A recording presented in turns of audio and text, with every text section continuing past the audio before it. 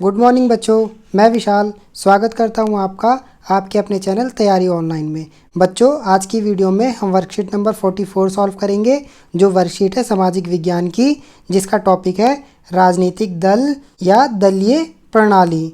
ये वर्कशीट है class 10th की। यहाँ पर आपको अपना नाम लिखना है, यहाँ पर कक्षा अध्यापक यानी क्लास टीचर का नाम लिखना है। वर्कशीट जो है वो 15/10/2020 यानी 15 अक्टूबर 2020 की है। तो चलिए देरी ना करते हुए अपनी वर्कशीट को शुरू करते हैं।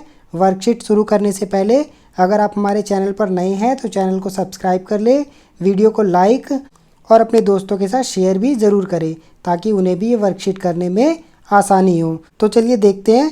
टॉपिक हमारा राजनीतिक दल। बच्चों, इससे पहले की जो वर्कशीट थी उसमें हमने राजनीतिक दल को जाना था कि राजनीतिक दल क्या होती है। तो बच्चों, मैंने आपको पिछली वीडियो में बताया था राजनीतिक दल ऐसे लोगों का समूह होता है जो एक ही विचारधारा रखते हैं और उस विचारधारा को रखने के साथ साथ वो लोग राजनीति में सक्रिय रूप से भागीदार होते हैं। आज का जो हमारा टॉपिक है वो है दलीय प्रणाली, यानी जो राजनीति में अलग अलग दल बन जाते हैं, यानी अलग अलग विचारधाराओं के जो लोग होते हैं उनको बोलते हैं दल।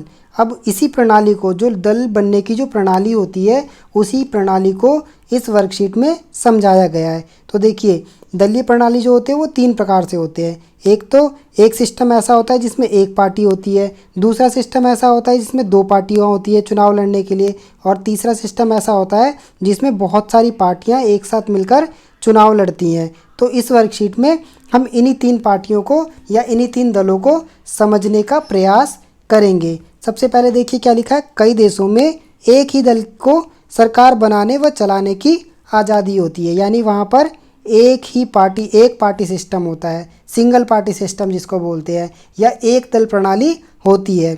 ऐसी व्यवस्था को हम एक दलीय व्यवस्था कहते हैं। जैसे चीन, यानी चीन में एक दल की ही सरकार होती है, वही दल चुनाव लड़ता है और उसमें से ही कोई एक नेता देश का जो है मुखिया बनता है। इसको बोलते हैं एक दलीय या सिंगल पार्टी सिस्टम।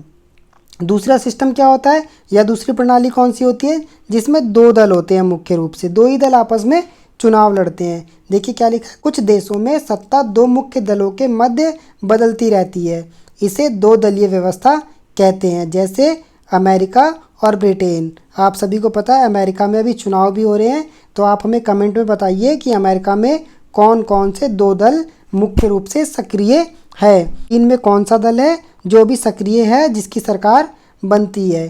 तो ये हो गया हमारा एक पार्टी सिस्टम जिसके अंदर, या सिंगल पार्टी सिस्टम जिसके अंदर एक दल ही होता है जो चुनाव लड़ता है और उसी का नेता जो है वो सरकार बनाता है।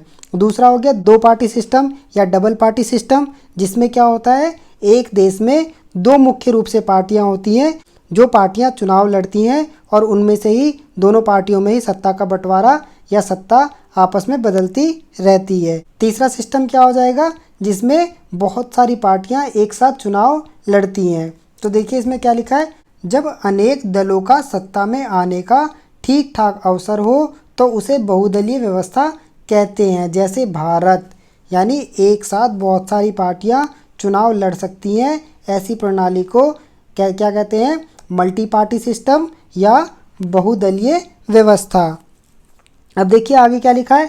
प्रांतीय दल बनाम राष्ट्रीय दल। जब मल्टी पार्टी सिस्टम या बहुदलीय सिस्टम होता है तो वहाँ पर दलों को भी, ये जो दल होते हैं वो भी कई भागों में बढ़ जाते हैं, जिसमें से मुख्य होता है प्रांतीय दल और एक होता है राष्ट्रीय दल। यानी एक दल, प्रांतीय दल कहने का मतलब है जो राज्य स्तर पर कार्य करता है या राज्य में उसकी पकड़ होती है, या राज्य में ही किसी राज्य विशेष में वो दल होता है। और दूसरा होता है राष्ट्रीय दल जो पूरे देश में होता है। तो देखिए एक प्रांतीय दल का उदाहरण आप देख सकते हैं, आम आदमी पार्टी जो दिल्ली में चुनाव लड़ती है और दिल्ली के लिए ही अभी वो काम कर रही है, वो पूरे देश में नहीं फैली। और राष्ट्रीय दल देखें तो बीजेपी जो पूरे देश में एक साथ चुनाव लड़ती है।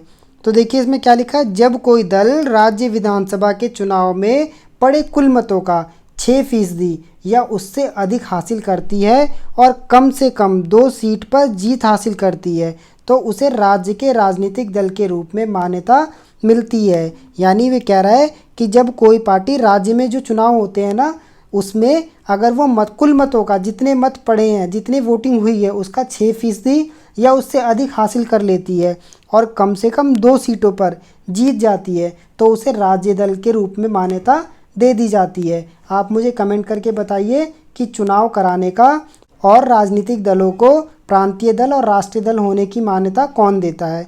आप कमेंट में हमें इसका आंसर ज़रूर बताइएगा। देखिए आगे लिखा है, जैसे आम आदमी पार्टी, लोक जनशक्ति पार्टी, जनता दल यूनाइटेड और शिवसेना, ये सारे दल जो हैं वो क्या हैं, प्रांतीय दल हैं या राज्य स्तरीय दल हैं। आगे देखिए, अगर कोई दल लोकसभा चुनाव में पड़े कुल वोटों का अथवा 4 राज्यों में विधानसभा चुनाव में पड़े कुल वोटों का 6% हासिल करता है और लोकसभा चुनाव में कम से कम 4 सीटों पर जीत दर्ज कराता है तो उसे राष्ट्रीय दल की मान्यता दी जाती है, जैसे भारतीय जनता पार्टी यानी बीजेपी। तो देखिए अब क्या है, इसके लिए कह रहा है कि अगर कोई दल लोकसभा के चुनाव में पड़े कुल वोटों का या जो राज्यों में चुनाव होते हैं उसमें पड़े कुल वोटों का अगर 6% हासिल कर लेता है और लोकसभा चुनाव में कम से कम कितनी सीटें जीत जाता है, 4 सीटें जीत जाता है तो उसे किसका, कौन से दल का दर्जा मिल जाता है, राष्ट्रीय दल का दर्जा मिल जाता है, जैसे भारतीय जनता पार्टी।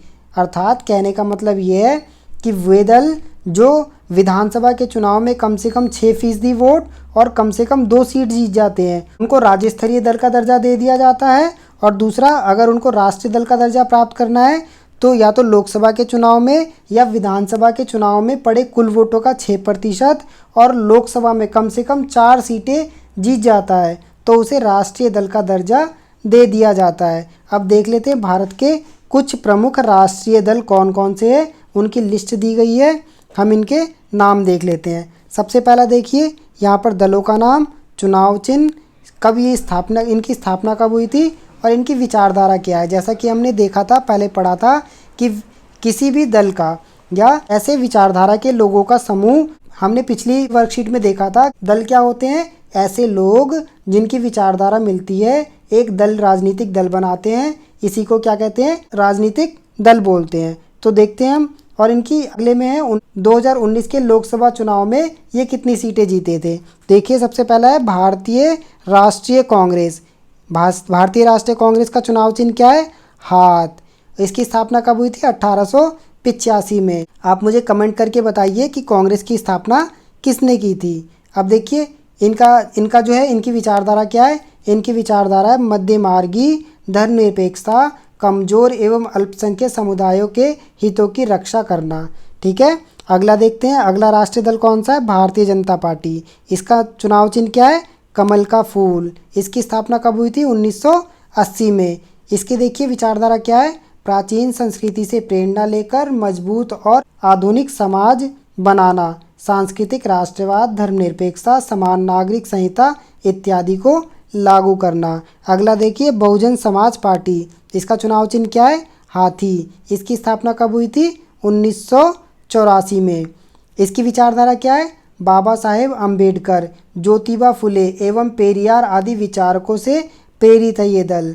धर्मनिरपेक्षता, अनुसूचित जाति व जनजाति के लिए विशेष प्रावधान एवं उनके हितों की रक्षा, इनकी जो है विचारधारा है। अगला देखिए भारतीय कम्युनिस्ट पार्टी, एम।